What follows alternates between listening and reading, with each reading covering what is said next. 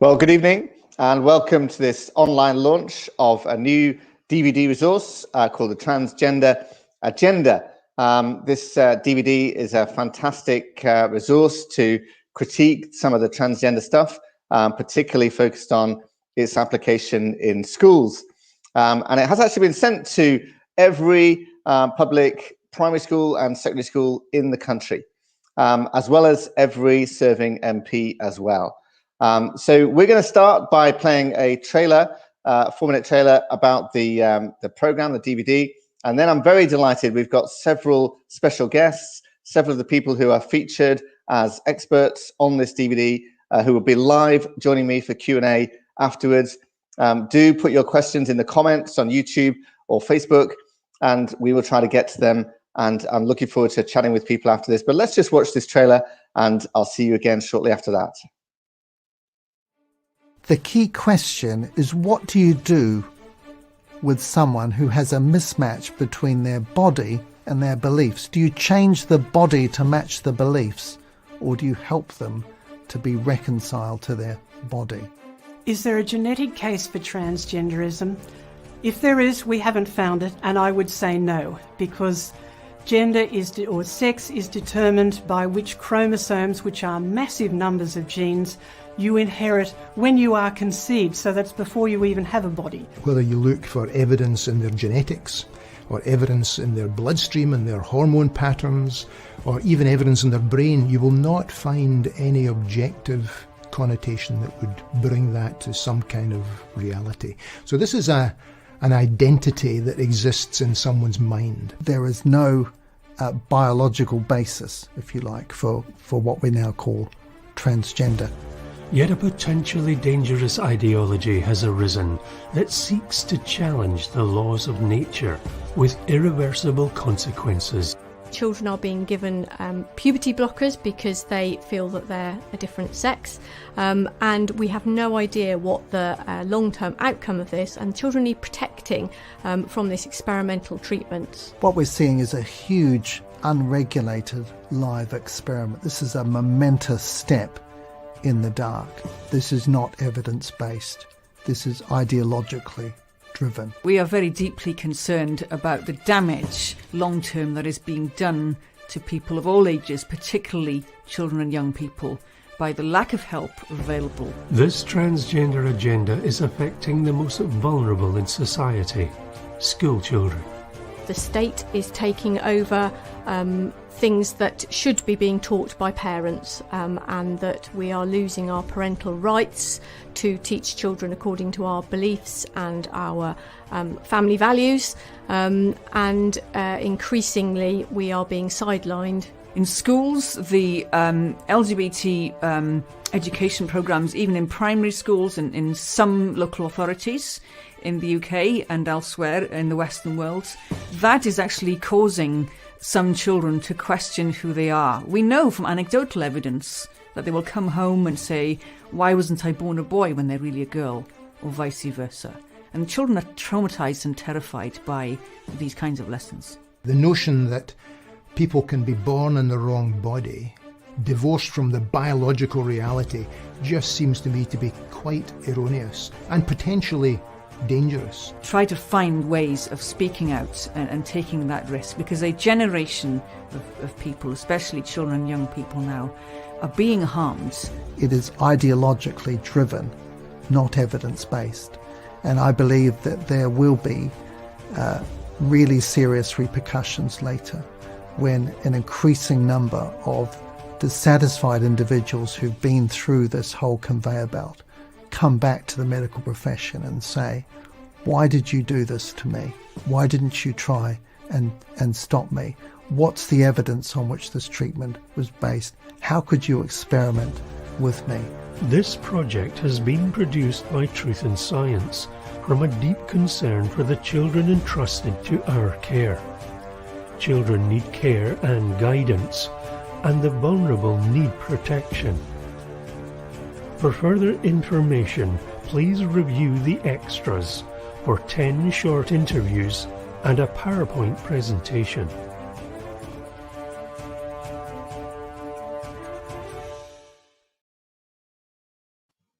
Great. Well, I hope you got the feel there for what this DVD is, a 28-minute film that consists of really good interviews with experts on the subject of transgenderism. And I've got a number of guests tonight. I'm going to just briefly ask them a question each to introduce them, and then we'll have them all up for some Q&A afterwards. But first of all, we've got Professor Andy McIntosh, Professor of Thermodynamics, who is from Truth in Science. Andy, it's very nice to see you. I think you're muted just now. And thank you for joining us. And thank you for producing this DVD. Andy, perhaps you could tell us something about who is Truth in Science and what they do. Truth in Science was formed over 17 years ago in 2003 in order to specifically show to the ordinary person, Tim, in the street that we are being brainwashed at the moment in our secular culture to the idea that evolution is scientific and true. In fact, evidence-led science clearly shows order, design, and precision engineering. Geology shows evidence of a worldwide flood.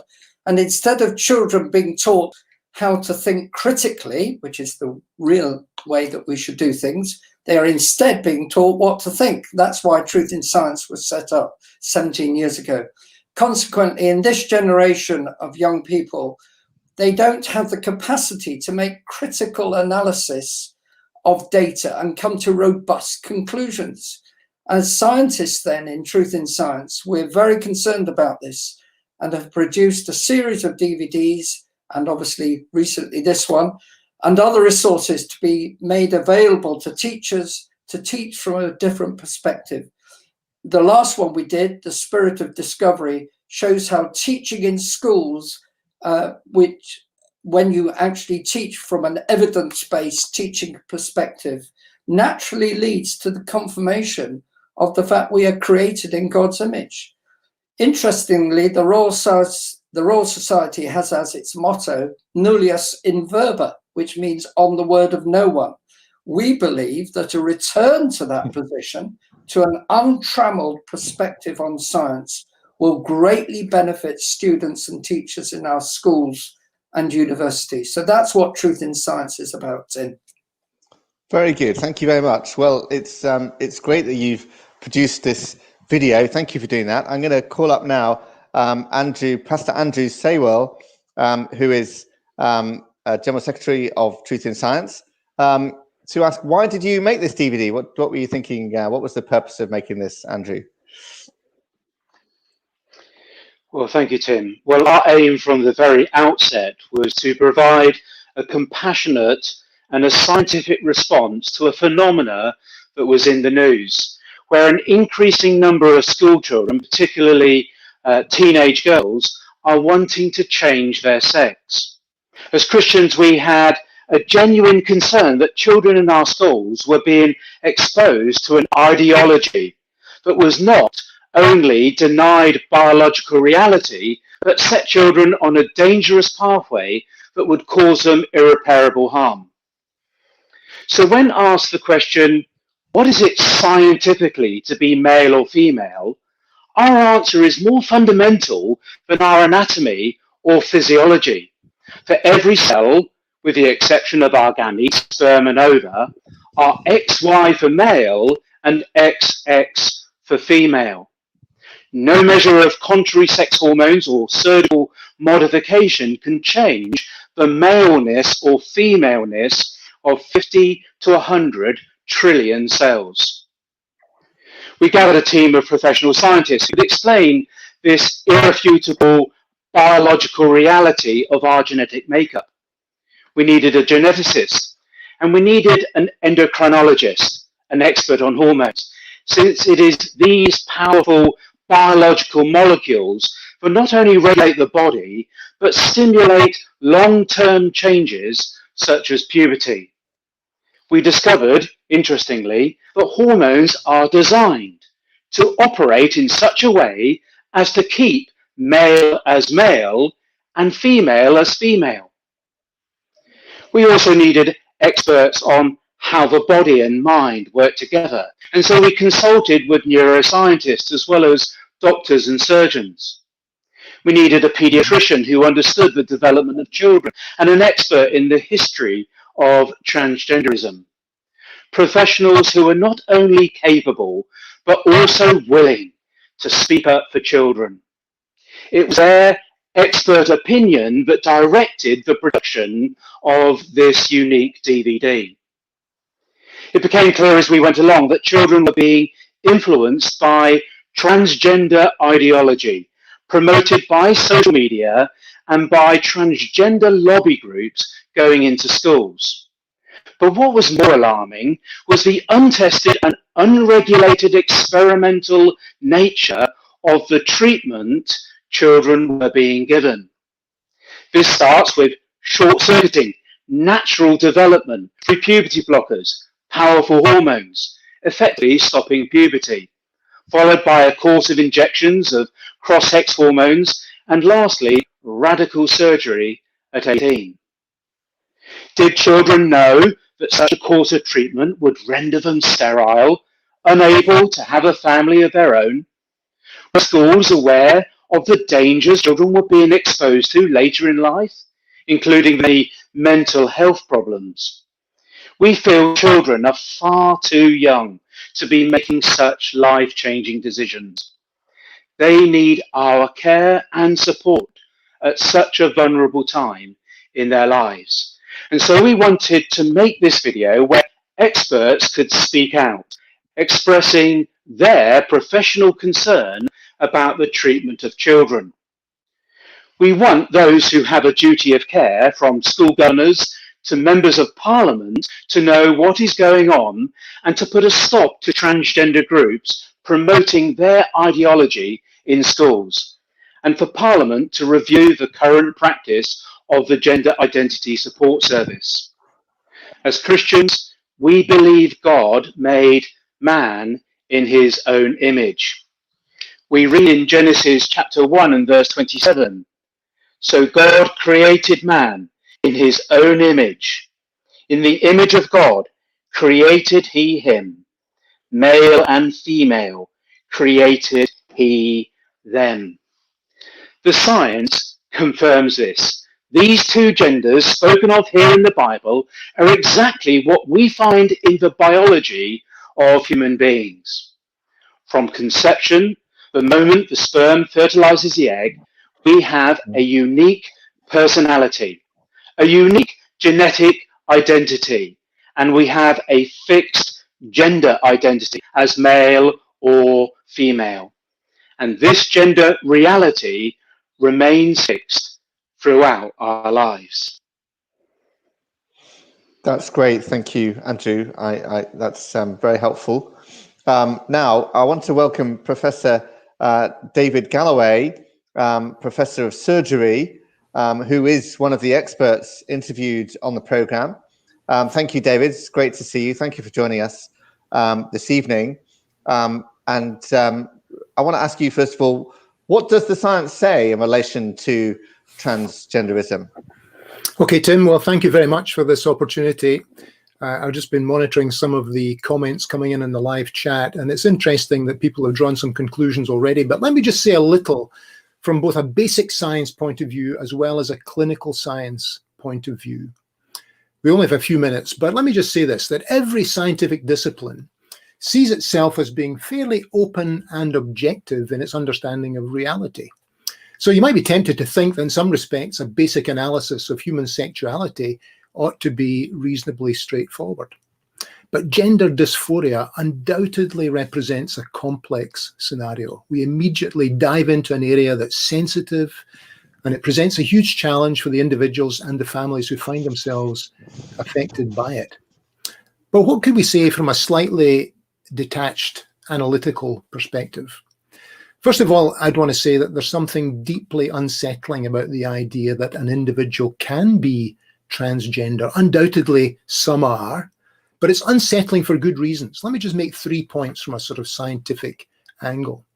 From a biological point of view, sex, that is being male or female, is a binary reality.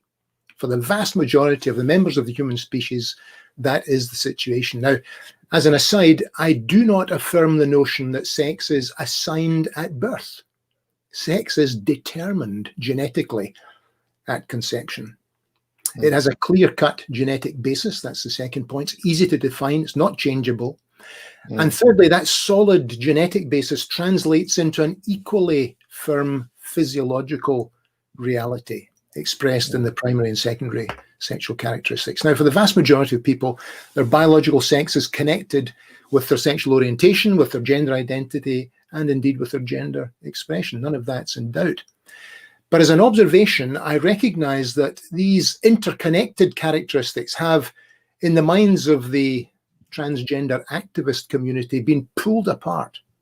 That agenda has spilled into the popular press, the media, and inevitably onto public opinion. And rather than being connected, biological sex is now seen to be distinct from sexual orientation, distinct from gender identity, and even gender expression. And they're all kind of disconnected and independent. And therein, I think, lies the key to understanding the trans agenda mindset. But it's important to emphasize this, that there is no scientific grounding for that ideology. From a scientific perspective, what we should do is look at just a couple of the central claims of transgender ideology. And there are policy implications, and we'll come back to that, I'm sure, later in this discussion. First of all, the idea that someone can be born in the wrong body, that is simply incorrect. There is no scientific support for that claim. So scientifically, how do we understand gender dysphoria? Well, it does relate to gender identity, and that's an identity that's not aligned with the person's biological sex. It's therefore a perception that doesn't match the biological reality. Now, what I'd ask people to think about is this: an actual objective identity reflects reality and is independent of any psychological impression an individual may hold about themselves. But for the transgender narrative, gender identity is not strictly a question for hard physiology, much more under the influence of psychological or personal or social factors. So emphatically, it doesn't come from any scientific or objective base. Just because gender identity disorder has been reclassified, the pathological thinking, the abnormal perception remains pathological. It remains an abnormal perception. The second point I'd want to make is this, that, and this is, I suppose, a further unsettling aspect of the transgender agenda, that both medicine and surgery are advanced to be the main treatment modalities for this condition. Now, you can consider any other psychological abnormalities or anomalies you wish. We do not typically treat any of these primarily by means of somatic therapy, powerful medicine, hormone treatment, or indeed surgery. Surgery, I used to tell my students, was always a last resort. We use psychological approaches. That's a big subject, but suffice to say that talking therapies are currently outlawed by the trans activists for reasons that, again, do not have a basis in clinical science. Now, there's more to be said about other things, but perhaps that's about as much as I can do with the 3.5 minute discussion that we have at the moment. That's a very helpful, remarkably succinct, and with a lot of material in there, David, in your 3 minutes. And you can tell that David's a real expert on this. So if you've got questions for him about the science, do put them in the comments on Facebook or YouTube. Now I'd like to welcome, thank you very much, David. I'd like to welcome Dr. Julie Maxwell, who is a paediatrician and another one of the experts on the DVD. Thank you, Julie. Great to see you. Thank you for joining us today. Tell us about the effect on children of this whole transgender agenda. Yes, I mean, I guess the first thing to think about is the fact that children in schools are now increasingly being taught that how you feel is more important than the reality of your body and the reality of biology, which means that then they are being brought up to believe that it's actually possible to become the opposite sex, when of course it's not possible, and they often then are also forced to accept things that they know are not true. So if another child presents as the opposite sex, then they're forced to agree with that, even though they may not know that's not true. So that's kind of particularly with the young children. And then thinking about the medical treatment, I mean, puberty is such a crucial time for physical, emotional, brain development, and also for identity development as well. And to give blockers for puberty is not something that just presses pause, but actually stops the child going through this crucial process. And actually that process, if it was allowed to carry on, would in most cases result in that child becoming comfortable with their biology.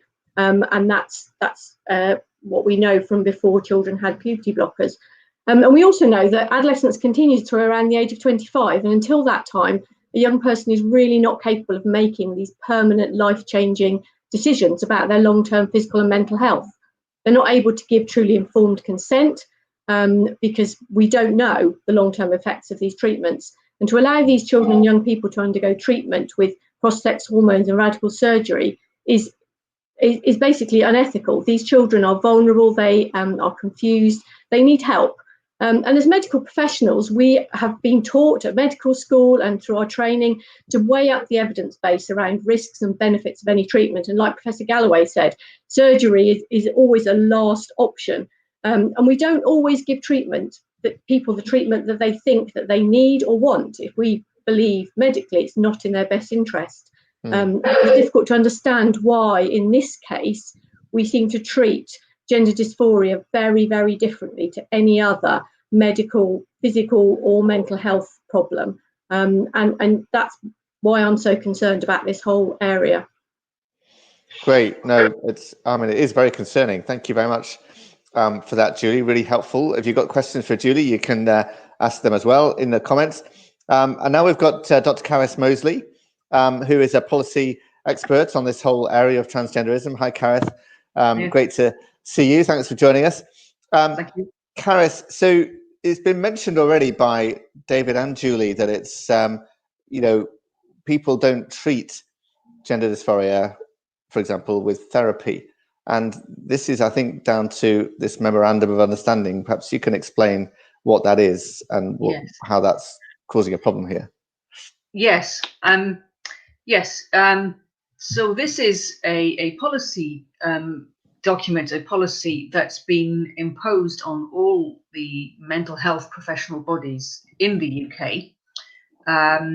It first was drawn up to prohibit any therapy for same-sex attraction that was unwanted by the client, and that was in 2014, 2015, and then in October 2017, gender identity was added, and so you cannot, a therapist or a counsellor is not allowed to provide any therapy that seems to say that one so-called gender identity is better than another.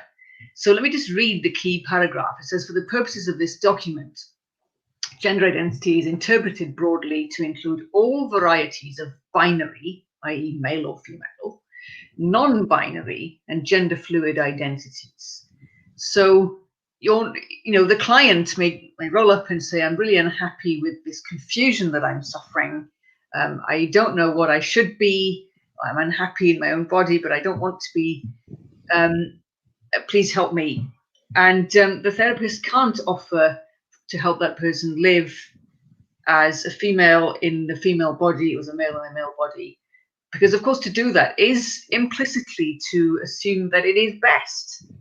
There's a hierarchy of values here. It is best for everybody, really, and especially for such a vulnerable person, to live as much as possible in harmony with their bodies, rather than to seek to get surgery and hormone treatment and other things to alter the body to look as much as possible, as if it were belonging to the opposite sex. So that's the problem, but it's couched in very subtle and manipulative language. Well, that's causing some significant problems, and I think we may get into that a bit more later, but there's Tavistocks and whistleblowers have come out about that, haven't they, I think. Thank you, Carys. That's great. Carys, again, will be on the live Q&A. And then we've got Dr. Peter Saunders, who is the Chief Executive of the International Christian Medical and Dental Association. Did I get that right, Peter? I think so.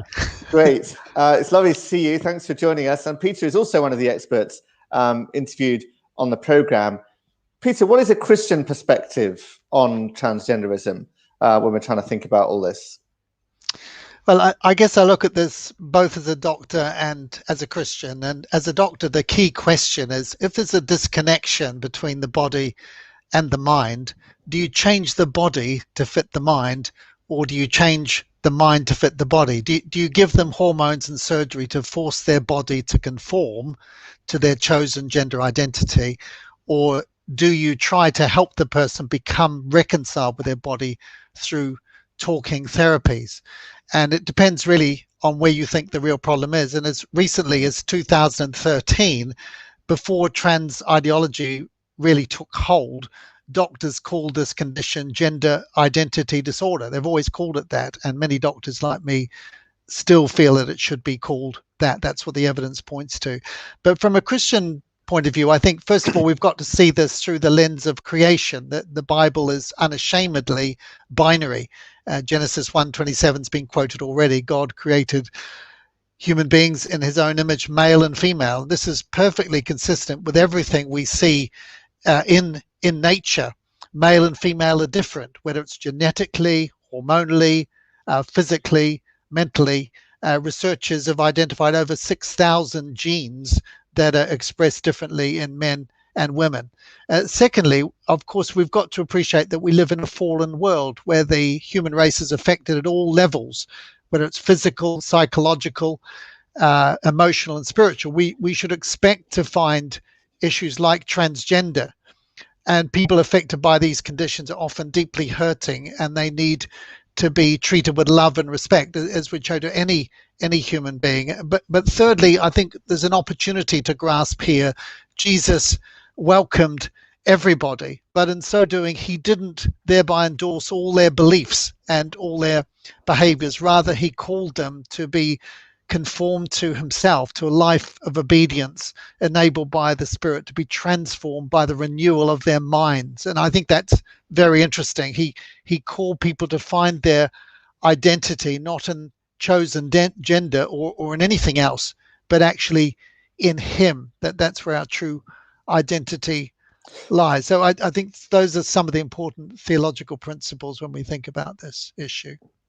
Brilliant. Thank you, Peter. That's very helpful perspective. And then we've got Andrea Williams, who is Chief Executive of Christian Concern. Hello, Andrea. Nice to see you. Hello. Good to be with you all. And really following on from what Peter has said there, this wonderful hope and truth that we have in the promise that we're given in Jesus Christ, that he can transform and change us and renew our minds and stop the confusion. And I've been reading some of the comments that are coming through right now. And I just want to say to everyone on this chat that Jesus Christ, he loves you. You are made in the image of God, that he cares for you, that God cares for you so much that he sent Jesus, who bled on the cross for each one of us, that we would be rescued from our sin, that we might know him and be restored and healed unto him. And in John 8, it says, Jesus Christ says that when you know him, his truth sets you free. And I want to say to everyone in this chat that is the hope that we cling on to, that the truth of Jesus Christ and everything that holds in him and the transforming power that today can be found in him is there for each one of us to receive. The peace, this kind of one of the struggles that I see when we watch this unfolding situation around the issue of transgenderism is the confusion that people are in. And indeed, nowadays, the confusion increasingly that our children are in. And I know that this DVD has been made with a real specific view to get into schools to help those that are looking after our children to really be caring for them, to understand from a scientific and medical perspective what is really going on. So I think that's why this DVD is so important, and I'm really grateful to Truth in Science for creating it and for having and just really pushing this out to every school in the country and to every MP. And I've been tasked with what should we do in this situation? What should we do with this DVD? Well, I've got a few points here. I want to say to everyone, let's take care of our children. Let's really seek them out, and when they're troubled and when they're hurting and when they're confused, let's love them, let's look after them, but let us have the courage to care for them so much that we will have the courage to resist the way of the world which currently is leading them into harm's way. So let's have the courage to resist that which would do harm to our precious children, and for many of them, irrevocable harm. Let us get equipped, and that's exactly what this DVD does. This DVD, the launch of it today, is about equipping all of us, each one of us. So let's get hold of it, and then let's spread the message. Let's give it to parents, other parents, to members of our family, to teachers. Let's speak to our churches about it, our small groups, our Bible studies about it. Let's watch it with people that we know on Zoom, those sorts of situations. And with it, let's teach others. So take care, get equipped yourselves by watching this DVD, then share it and teach it. And with those things, lobby. So lobby into your school. If transgenderism is being affirmed in your school, if no other viewpoint is being put in, then bring in the DVD. Get other parents to watch and bring in the DVD. So lobby your church, in fact, lobby the church, lobby the school, lobby your diocesan education body, lobby Parliament, lobby your MP. This issue is very live indeed. Pray and mobilise. So take care, get equipped, teach, lobby, pray, mobilise. And this DVD gives you the equipment, the resource to do just that. Brilliant. Thank you, Andrea. Now, we're going to invite everyone back onto the live stream here. And while we're doing that, perhaps my colleagues can put the link up for how to obtain the DVD, because it's available from truthandscience.org.uk for £10 plus, I think, £1.50 postage. So do make use of that. And if you're a church leader, actually, I understand you can actually email Truth in Science at info@truthandscience.org.uk, and they'll send you out a complimentary copy to churches, one for each church. So do take advantage of that if you're a church leader, or tell your church leader to take advantage of that. There have been a few questions and comments on the chat here. One that I want to start with is actually from Georgia Murray, who said it's not loving to tell someone transgender that they shouldn't be trans. I'm going to Peter Saunders first on that, if that's all right, Peter. What would you say to somebody who says, but it's not loving to not affirm somebody in their transgender identity? Well, I think as a doctor, you've got to think the most loving thing is the approach that is grounded in evidence, grounded in truth, and it's going to be liberating and helpful for them. And it's not loving to affirm things that are not true. And so I think of it, gender dysphoria, which is what it's called now. It's really at root what we call a body dysmorphia, where a person has an unshakable fixed belief about their body that is not true and is not based on evidence. It's you think of a parallel situation, someone with anorexia nervosa, a young girl who believes she's fat, and she's taking everything she can to slim. Now, if she comes to you as a doctor and she's very, very distressed, you don't affirm her belief that she's fat and give her slimming pills and offer her, surgery to remove the fat, liposuction, and so on. You don't make all these non-evidence-based interventions. You help her to be able to be reconciled. Now, it doesn't mean these problems are easy to solve. They can be incredibly distressing, but the loving and kind thing is to do what's right for a person, not necessarily what they demand. And there can be a real difference between those two. Brilliant. Yeah. Andy, I think you want to, McIntosh, you want to say something? Yeah, I'd just like to echo that, Tim. you have to deal with the issue also of the science in answering this question about is it loving. You don't, as Peter has just said, Dr. Saunders has just said, you cannot just simply ignore the science and say, oh, we love you, and we'll ignore the scientific issues. That's why I was stressing at the beginning, Tim, that it's the science which is clearly correct on our side, and we're not trying to harshly say that we don't love the people when we actually talk about the science. As Andrew said at the beginning also, we want to show a compassionate response, and compassion means, as Dr. Saunders just said, that we've got to actually deal with the scientific issues. To those who can actually hear us properly, and those people asking questions are clearly not grasping that the science actually is very much in favour of a binary approach to sex and to gender. And that once we've established that, then we go from there to love the person. And as has been clearly pointed out, it's an issue between the mind and the body. The person is thinking differently to what the body is actually saying, and all the science is saying. I wanted to ask you actually, Professor Andy McIntosh, I thought we were living in a scientific society. You know, government is we're governing according to the science. They keep saying we're following the science, we're following the science. And here on this subject, we're not following the science. How does that work? Are we a scientific society or are we not? What's going on there? We're actually following the way of defining truth by the way we feel. It's called existential thinking in its extreme. And that is not the way to determine truth. Ultimately, the Lord Jesus Christ said, I am the way, the truth, and the life. And all the science that we're presenting shows that actually it all goes back to Christ, who said that truth is objective. It's also related to a person himself. And that's where you see the science and the theology and the compassion all coming together when we come to Christ. Okay.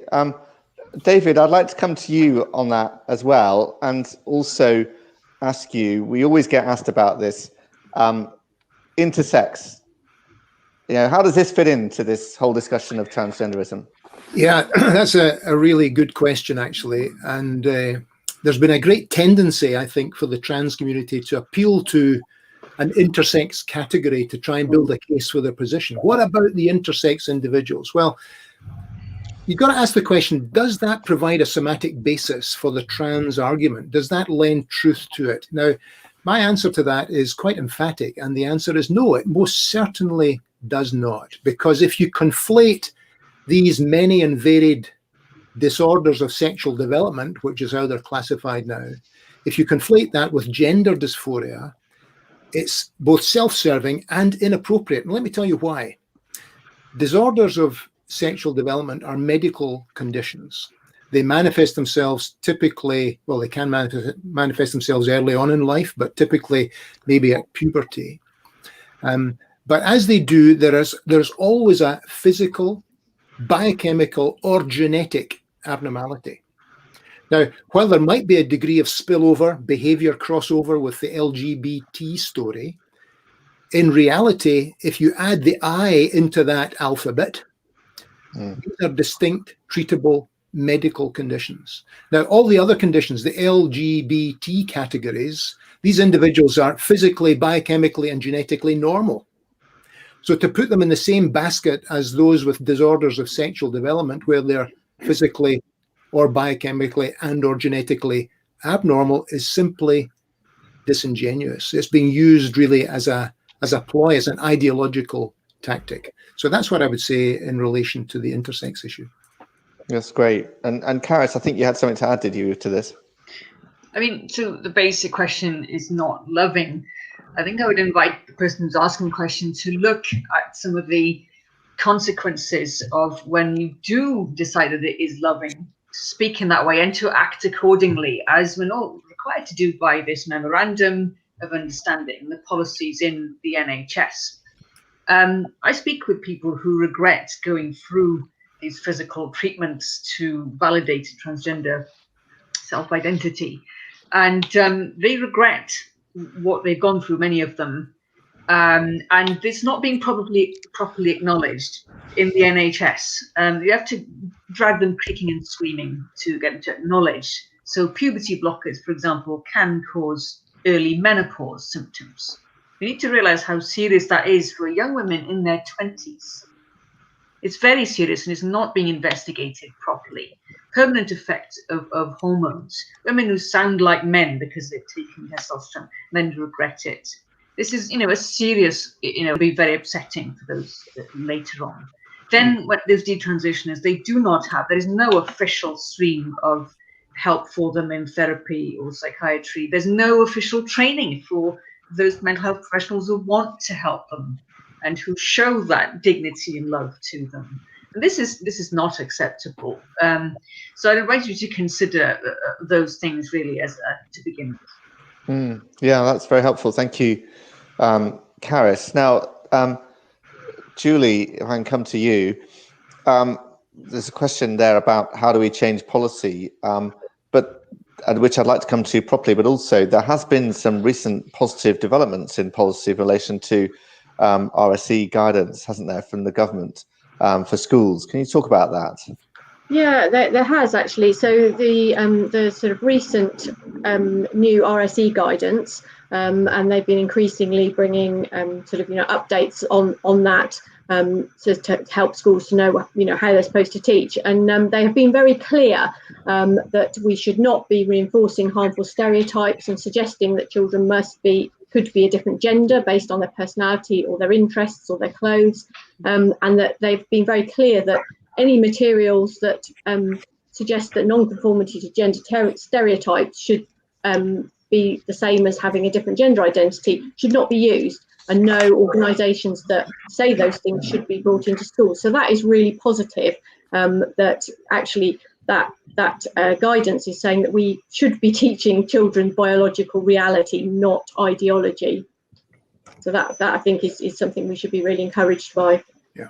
And Carys, do you want to comment on that as well? Because mermaids are backtracking, aren't they, on what they used to say about this because of this policy change? Well, this backtracking is fascinating. It's been noted by many others on social media over the past maybe 6 weeks since that announcement in England. Yes, they were saying that they didn't really mean literally no child is children are born in the wrong body. Well, yes, that's how it came across, and that's exactly how it was presented. And when there was that recording made in a school, in a Church of England primary school, that's pretty much what was being taught by the mermaids training staff. I think, honesty and truthfulness is at the heart of this discussion. We speak as Christians about speaking the truth in love, but if we don't speak the truth, we can't show love. Is where I think we've got to be our framework for our values. I'm very cynical when I see people backtracking like that and not saying sorry, and not, it's a reinterpretation. You've got to be very careful. And of course, you've got to remember that this change, there's new guidances in England, but it's not elsewhere in the UK yet. So we've got to watch out that the backtracking might not be continued into, say, Wales, Scotland, and so on. And I would urge parents to be vigilant, proactive, to watch the whole of this DVD, and interact with us further on it. Because this stuff will continue coming into schools until a better vision is put forward. But it's great news, isn't it? They're not allowed to use organisations that promote transgenderism to children. I mean, that's a really big thing, and certainly let's shout about it. Let's tell the schools. Let's make sure they're listening. But Andrea, what would you say to someone saying, "How do we change policy?" That it's not a time to backtrack. There's a little bit of a shift, but it's a time to just press into that ground. So this is a great time for the launch of this DVD. The information is now there. We need to build on that slight backtracking. It would be great if the people backstage can put up the story of John Parker. People can actually listen to the material of mermaids, the kind of training that they pushed out. We need to continue with that general push within schools, within Parliament, so that they know that there's resistance in terms of any policy change, within the Department of Health, within the Department of Education. Lots of policies are made there before they come to Parliament, so it's important to continue to lobby, as I was saying before, as hard as we can. Also, I'd say to people, as well as this DVD, we are all beginning to hear of the stories of regret. And so X Out Loud talks about people that moved away from homosexual lifestyles, but there's also now a number of people who are detransitioning. Real, raw, tough stories, but real stories. And we need to hear these stories, and they need to be in the public discourse, because those that are pro this agenda are very much at the forefront of public discourse and media discourse, and we need to have the courage to put out these stories into the public space, so that we're hearing them and telling them and trying to get traction on them wherever we can. Tim, yes, Andy, go on. Yeah, Andy McIntosh, go on. I think also we need, as Andrea's just said, I think we need to keep this very much in the forefront of the Christian world, and to stand against the transgender and the LGBT lobby, because even though they are going backwards the policy a little bit, as Carys said earlier, there is still a real push in the workplace to stop anybody from talking about these things, or even talking on their personal websites about these things. And Andrea and others know in Christian Concern that people have lost their jobs simply because they've personally stood for the truth in this area. So I think it's very much not on the back burner in reality in the country, even though the government had to roll back a little bit on some issues. Well, and we had a question actually about would this DVD be classified as hate speech in Scotland, Andrea? And if so, what should we do about that? From Ross on YouTube, I think. So, Andrea, what would you say to that? Well, there is a reality that in terms of the new law, the proposed new laws and the testing around that, then we may well find ourselves tested on this, as we have been tested in various cases, such as the case of David Makareth, who lost his job for saying that he could not put on a medical form that a biological man was a woman or a woman was a man. He was told that he was being transphobic, similar to the case of Nigel and Sally Rowe, who said that they were simply asking about the policies that were being put into a primary school where their children were, and 2 children were transitioning, were living socially in the opposite sex. They were accused of hate speech, of being transphobic. Also, the kind of fate that John Parker, the school governor, suffered was that he wasn't supported by the Church of England. He wasn't supported by the diocesan education body. He was told to affirm transgender policies. So we have found that people who have spoken out about it, or the impact of the memorandum of understanding, means that the speech is at least classified as something that is discriminatory and will lead to a series of penalties, as it were, removal from positions of public office. So that's why it's really important to contend on these cases, and we're about to launch 2 years later, or even more, in fact, the case of Nigel and Sally Rowe. We've got a massive report that we're going to be launching around that, on the science around this issue, and we've pulled together the latest and leading scientific and medical research on outcomes for children who seek to transition that are under 18, and we're going to hope to present that to the court.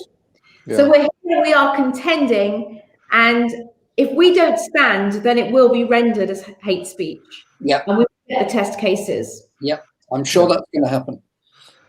Brilliant. Julie, Dr. Julie Maxwell, I'd like to come to you.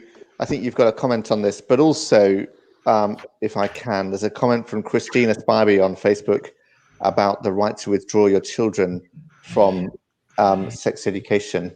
Perhaps you talk about that as well. Yeah, so I mean, that is something that obviously currently is a bit of a tricky issue, because with the new RSE guidance, you still have the right to withdraw your child in primary school from sex education, but not necessarily from the relationships side of things. And I think one of the concerns about a lot of this transgender ideology is that it's actually being brought into the entire curriculum.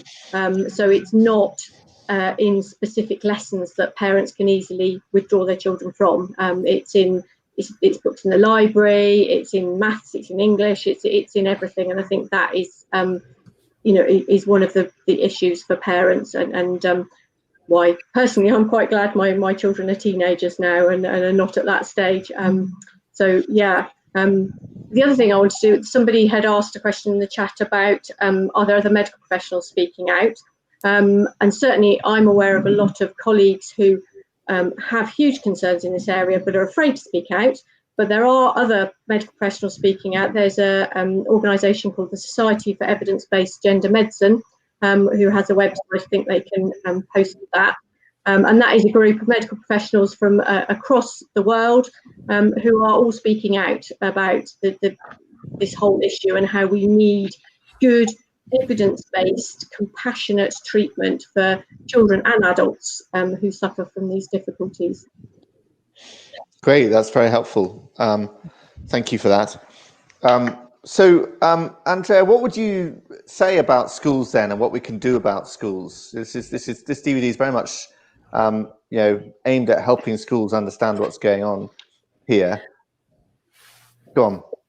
Well, it's critical that if you're parents out there, get yourself into a position of influence within schools. So if you're not deciding to, let's say, home educate your children or put the place into Christian schools, if you're in the state sector or even in the private sector, get yourselves into positions of influence, get yourself onto governing bodies where you're able to make decisions around sex education, relationships education, but also where you can place into the hands of the people that have the power this DVD, or place into the governing body. Let's watch this together in order to educate ourselves. This is an alternative resource. Then also go to the person within the school that it has responsibility for some of those issues. So in some schools, there'll be counsellors, there'll be human resource personnel. There will be people that are responsible for delivering PSHE into schools. These are the places where you need to be intentional about placing the DVD. So that's something that we can absolutely do within the schools. So take positions of influence. I hope that answers the question. I've slightly forgot. Was it what we can do in schools, wasn't it? Yeah. Andrew, do you want to talk about schools? And we've also got a question. Sorry, we've got a question, Andrew, about whether you've posted this DVD to the British Medical Association and the NSPCC as well.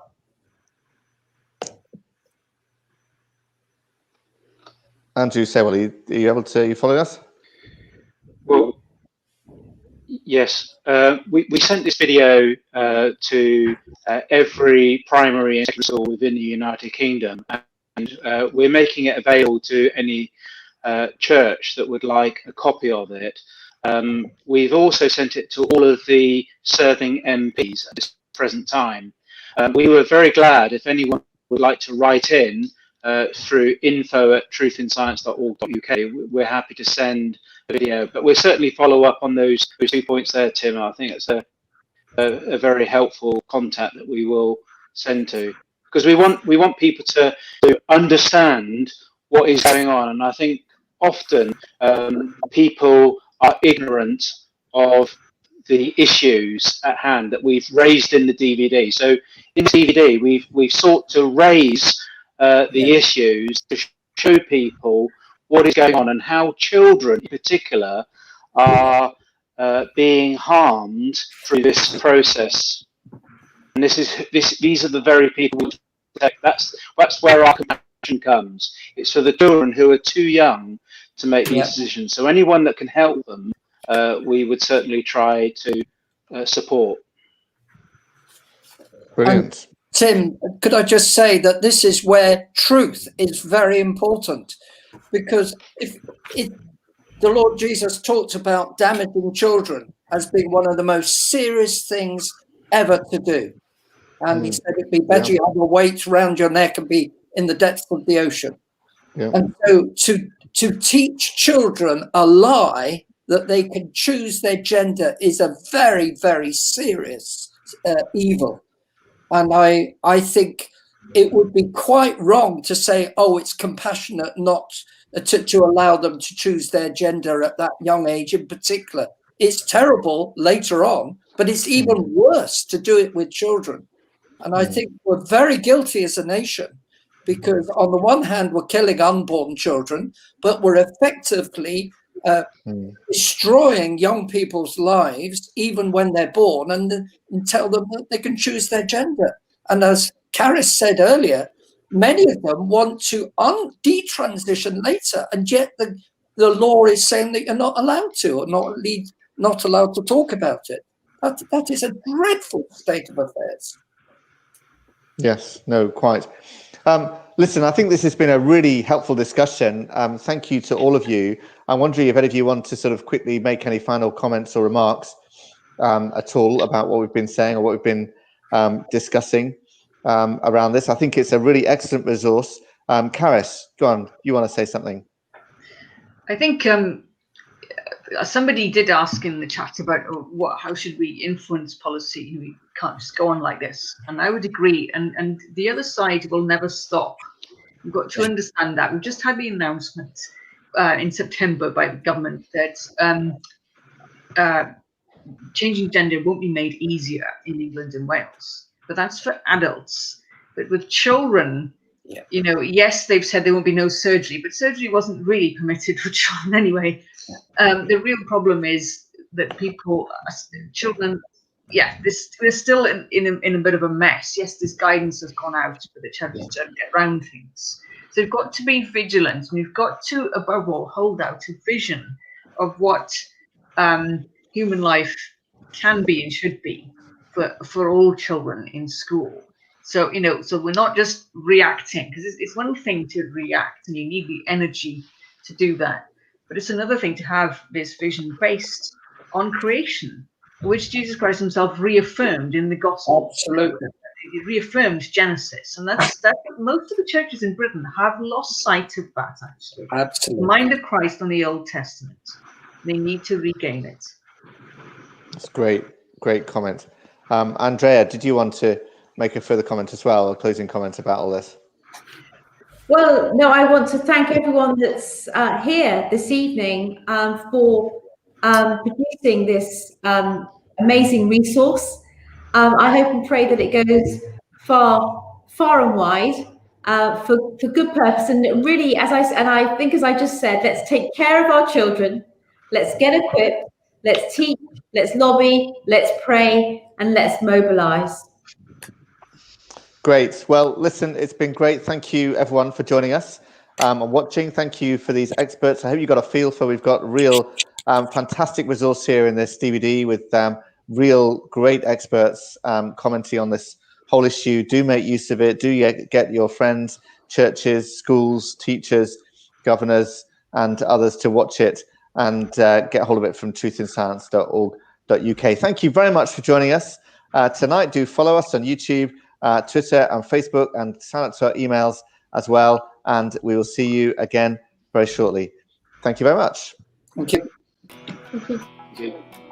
Thank you.